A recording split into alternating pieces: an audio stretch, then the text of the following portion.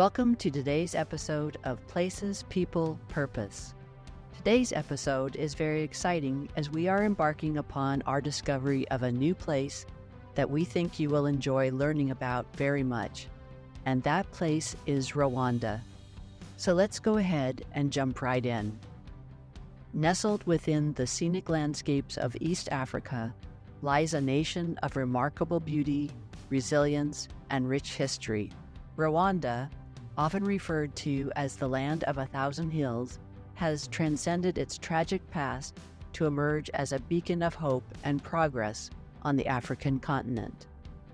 From its breathtaking vistas to its vibrant culture, Rwanda offers an experience that captivates the senses and touches the heart. Rwanda's geography is a testament to nature's artistry, characterized by rolling hills, lush valleys, and serene lakes. The country's topography is as diverse as it is breathtaking. The verdant hillsides are not only an iconic image, but also an embodiment of the nation's agrarian way of life. Rwanda is situated within the heart of the African continent and bordered by several African nations. Its geographical location plays a pivotal role in shaping its history, culture, and interactions with neighboring countries. With the Democratic Republic of Congo to the west, Uganda to the north, Tanzania to the east, and Burundi to the south, Rwanda's geographical centrality has made it a hub for cross-border trade, cultural exchange, and diplomatic interactions. With that bit of information about Rwanda's geographical attributes, let's now turn to its difficult and traumatic historical background. It's not an easy story to tell, but it is necessary to know in order to understand where the country is today and how it got there. Long before European influences reached its borders, Rwanda's hills and valleys were inhabited by a mosaic of ethnic groups. The Twa, Hutu, and Tutsi communities were the country's three dominant ethnic groups, and they coexisted, each with their own unique customs and ways of life. By the 1900s, the three dominant ethnic groups were deeply integrated to the point where it would have been difficult to tell them apart. The groups had a shared language, many of the same cultural practices, and believed in the same religion. It was mostly through their means of production, cattle herding for the Tutsi, farming for the Hutu, and hunting-gathering for the Twa, that distinctions were made. In 1884, certain events that took place in Europe would profoundly change the historical trajectory for the Kingdom of Rwanda. During the Berlin Conference, without consultation with the Rwandan people, it was decided that Rwanda would be part of the German Empire. As a result, in 1890, the kingdom was incorporated into a German East Africa protectorate. After World War I, Rwanda was transferred from German to Belgian colonial rule as a result of the reorganization of colonial territories following the war and the establishment of the League of Nations. Belgium's role in the war and its colonial ambitions in Africa led to its rule over Rwanda and Burundi, which had previously been under German colonial authority. This transfer had profound and lasting consequences for Rwanda's history and its social and political dynamics. The Belgian colonizers created ethnic divisions, imposing rigid classifications upon the Tutsi, Hutu, and Twa populations. The official census of 1933 to 1934 was the first practical measure towards constructing Hutu and Tutsi as distinct racial categories. Later, in 1935, the Belgian authorities began issuing identification cards to people which declared whether they were Hutu, Tutsi, or Twa. It was at this time that the colonial authorities constructed the Tutsi people as non-indigenous. The Tutsis were favored by the Belgian rulers leading to tensions and resentment among the different groups. This division acted as a foundation for violence in post-colonial Rwanda. By the time Rwanda gained its independence in 1962, its racial divisions had become deeply entrenched, setting the stage for future conflicts. The Rwandan government continued to allocate and use the same identification documents that identified people as Hutu or Tutsi during the colonial period. As a result, the decades following independence were marked by political instability, power struggles, and discrimination against the Hutu majority. As tensions simmered, Rwanda's societal fabric was strained to the breaking point.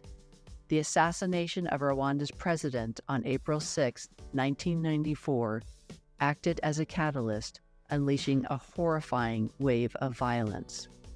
This was the spark that ignited an extremely volatile situation and started an all-out genocide against Tutsi people in Rwanda. Hutu factions within the government immediately seized the opportunity to launch a planned, systematic campaign of violence.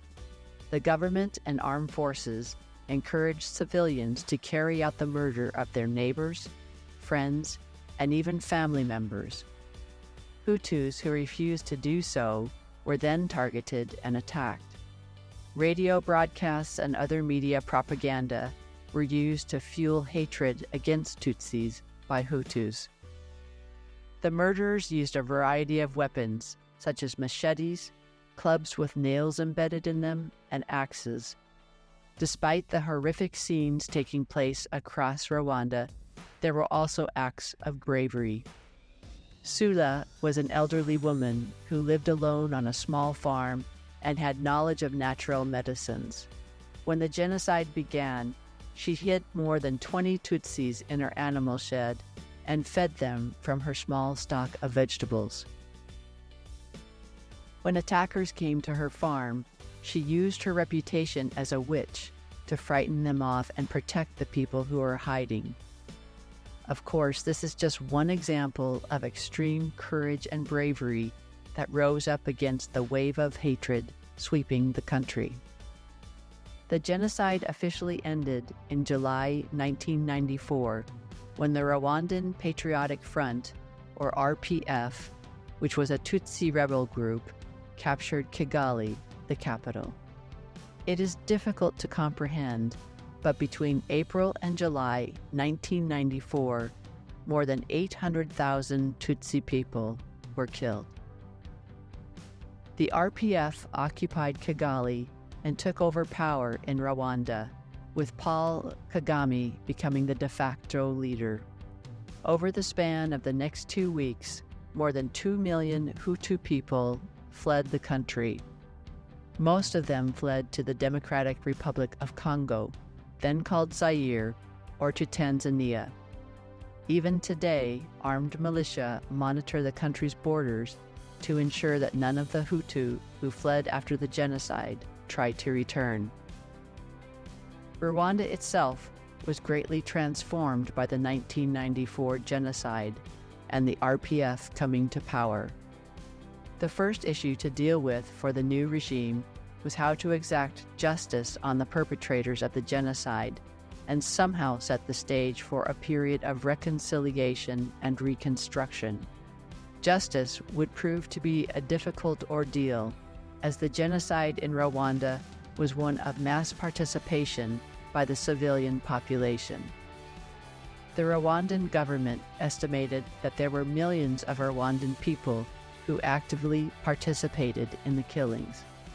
To dispense justice, special courts called gacaca courts were set up all around the country to facilitate community-inspired justice against local perpetrators of the genocide. By the end of 2006, over 800,000 suspects had been accused of various crimes in the gacaca courts.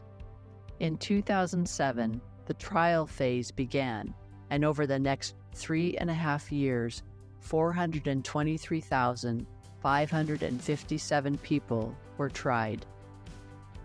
The teaching of history in Rwanda's schools was deeply affected by the genocide, and for the next 15 years, teachers were only allowed to teach a narrative of national unity.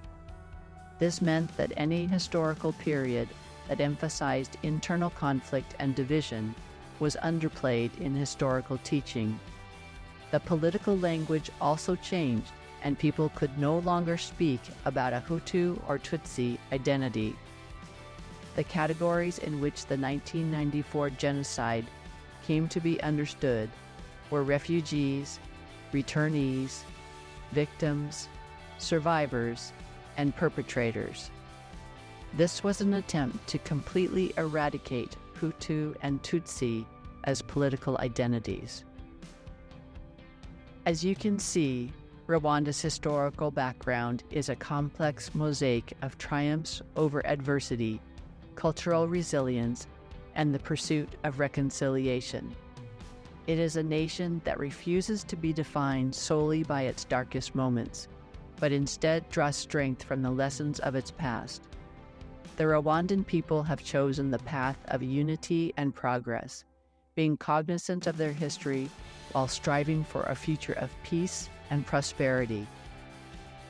As the nation continues to evolve, its history serves as a powerful reminder of the human capacity to heal, rebuild, and create a brighter tomorrow. That's the end of this powerful story for today. If you enjoyed today's episode, then please follow us wherever you get your podcasts. Tomorrow, we will turn our attention to the Rwanda of today and better understand the amazing transformation that has taken place in the country and people since the 1900s. It is definitely something you don't want to miss. We look forward to having you join us for our next episode of Places, People, Purpose, where we create connections to our world.